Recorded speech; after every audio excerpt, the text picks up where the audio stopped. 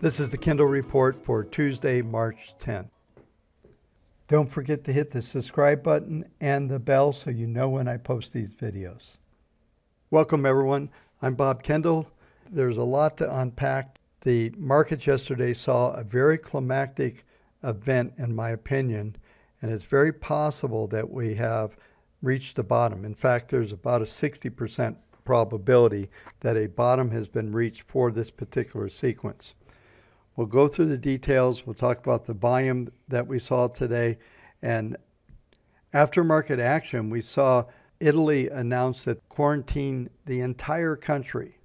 That sent the futures down and declined below the 27 handle down to 26.95 on the futures. And then shortly after that, Trump came out and said that there's going to be a payroll tax cut. And that just blew the market up. It went from down 1.5 to up 1.5, and it continues to be positive. But this is not the reason why I think the market climaxed. And I'll go through all the details of the technicals that are set up here. The fact that I think the market climaxed today doesn't mean it's going into a rally and we're going to new highs. It just means we hit that extreme point. I talked about this last night, and I believe that happened today. We're going to start off by looking at the long-term charts, and I talked about this pattern last night, and this has to do with the 40-month moving average, and we've hit this 4 times before, and I talked about this coming into play. Did not think it would come into play today, and we did come very close to it. The low of the day was 2734.43. That 40-period moving average is 2721.60. That's close enough. There could be a retest of that low, but based on overnight action, probably not going to happen. Markets are oversold after yesterday. And the other thing I mentioned, the volume that happened.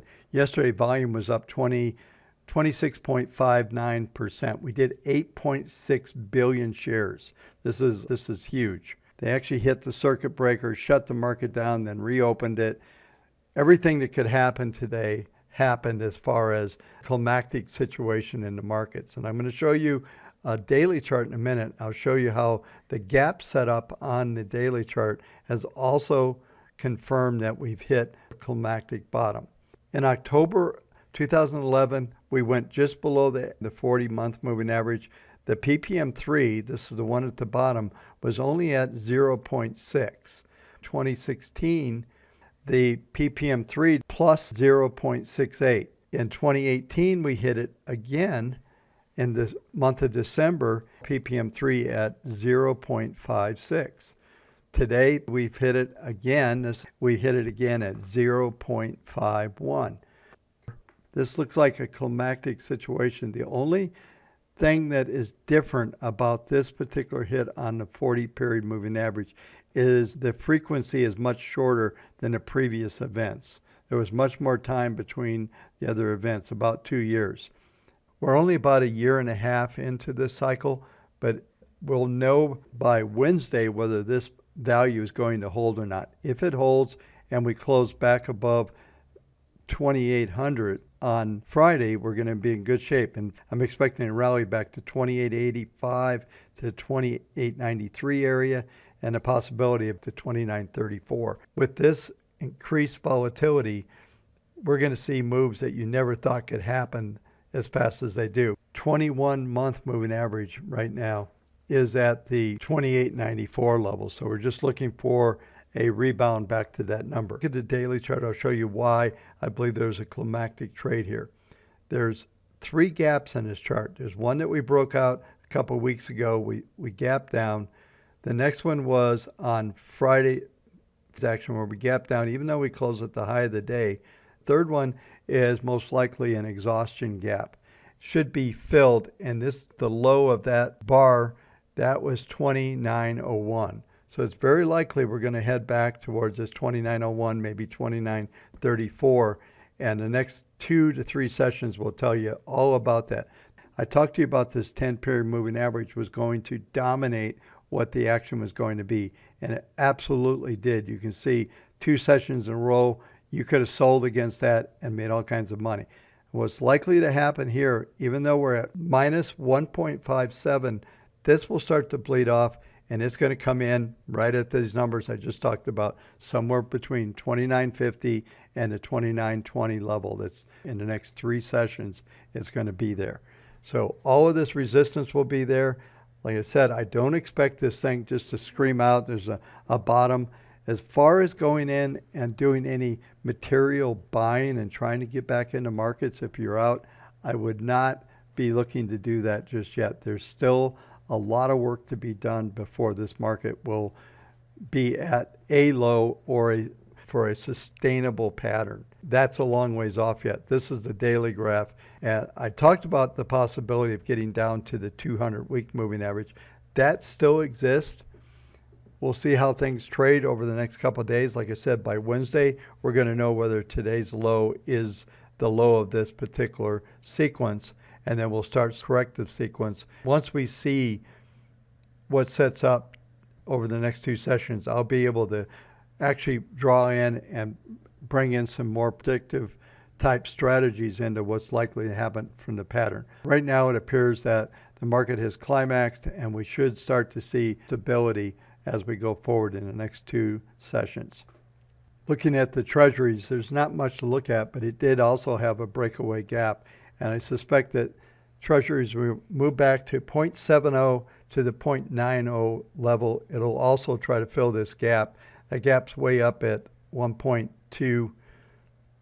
It's likely that we will see a rebound to that level and fill this gap, and we'll start to finally set up a bottom. I still don't think we're going to go to 0. The jury's still out on that one. In yesterday's broadcast, I talked about gold being somewhat climactic. It had a wild session as well. It had traded down after it traded down to the 1676 level and then rebounded and closed near the highs of the day. And now we made a new high today, and now we're reversing back off. And once again, all of these markets have the same characteristic. There's no liquidity. Small amount of volume is actually moving these markets. Until we get some stability and some liquidity back in these markets, it's continue to see these crazy moves that are unorthodox. The thing I want to point out on gold is that the PPMs down here below are not showing acceleration. Most likely we're going to see some pulling back. It's down 840 right now overnight, and I don't expect to see it break out, but we keep punching out these new highs and then getting some selling coming in. Overall, as I discussed last night, gold is in a bull market on a monthly chart, going to 1750, maybe even 1850 longer term. The final market we'll talk about is crude oil. We did see it spike down to 32.47. It closed well off the lows. I suspect it's going to continue to move higher. We should see the gap on this chart filled as well, and that'll put us back to around $43, and that's going to happen. The carnage that we saw in crude oil and the reaction that we saw to the Russian-Saudi situation, we'll have to see if they stick to this. OPEC is notorious for putting stuff out and then not do anything. Even though we're not talking about OPEC, we're talking about oil players have very little credibility. My expectations are for to stabilize here.